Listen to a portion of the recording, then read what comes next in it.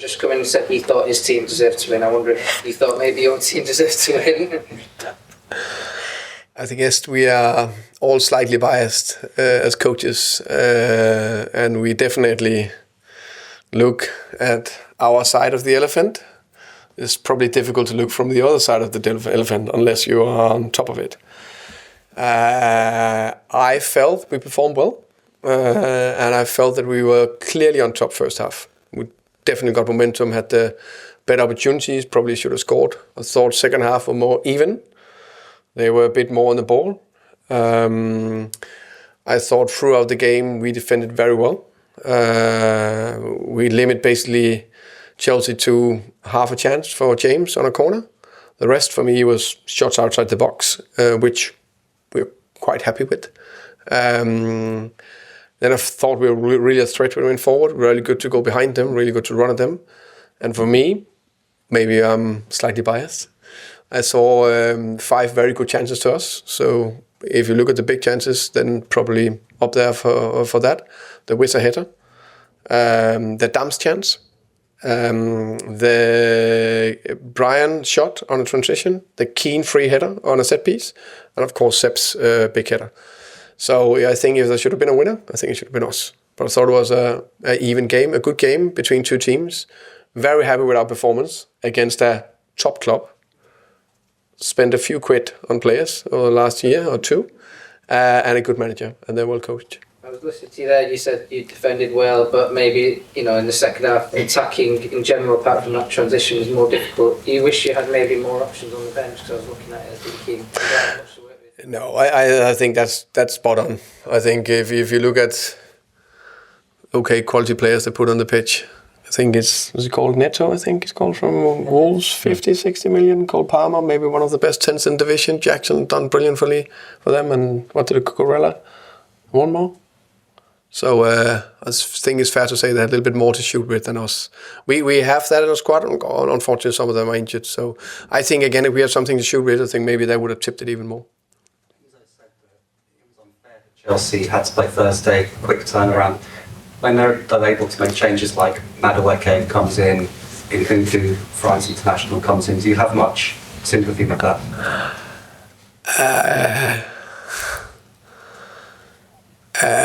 I think that must be his opinion.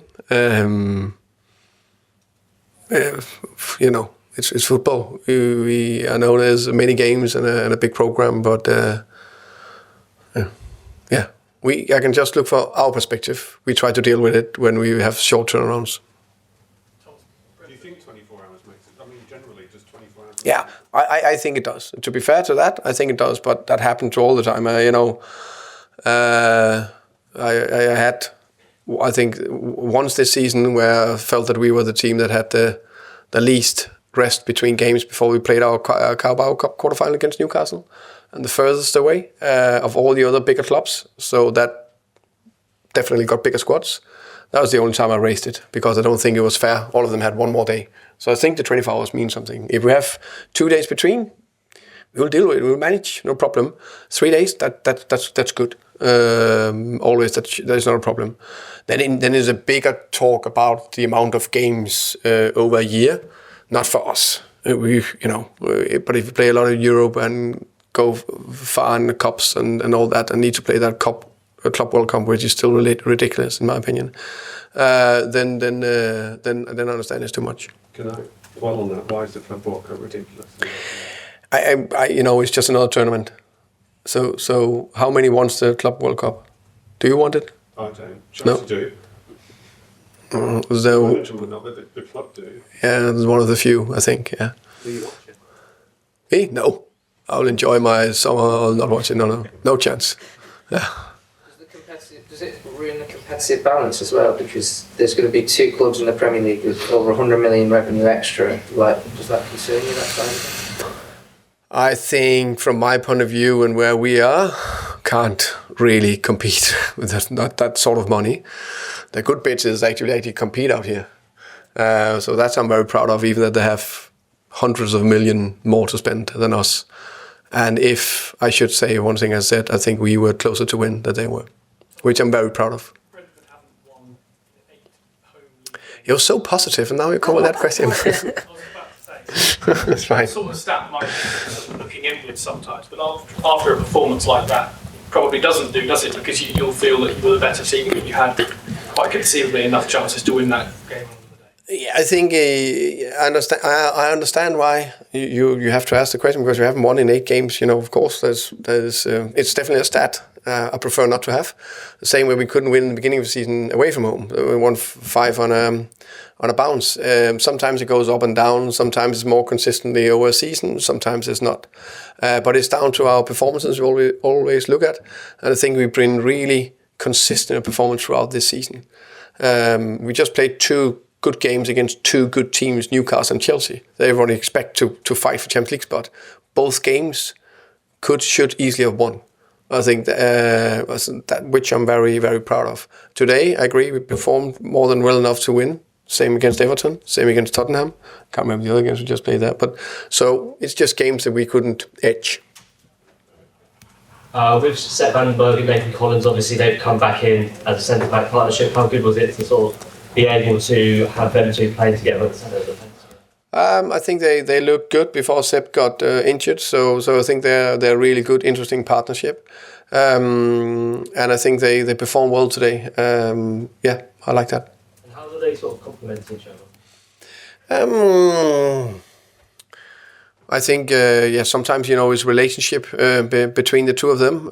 I think they're very good to also to communicate and how can you say guide each other, which is a big thing in the middle of the pitch. And then obviously Michael Covey came on today. He offers something a little bit more different from right back. I wondered what you made of his sort of brief cameo. Fine, solid, good. Happy.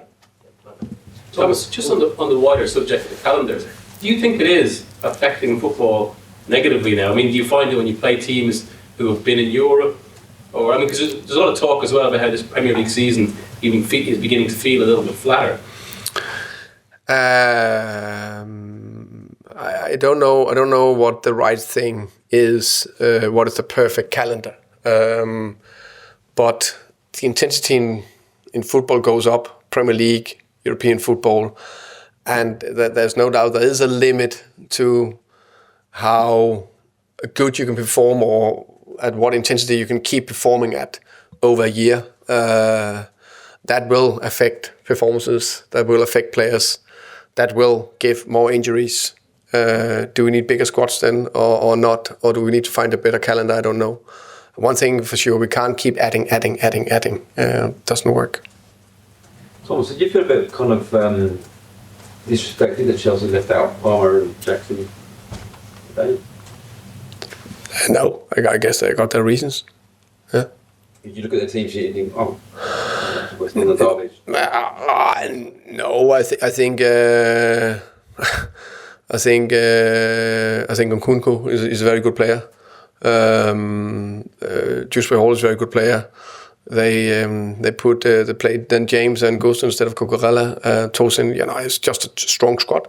I think it fit with what we talked about. There's a lot of games. You need to try to balance your team. I guess that I haven't asked Enzo, but I guess that's why I try to do. Okay. Thank you, everybody. Thanks, guys. Thank you.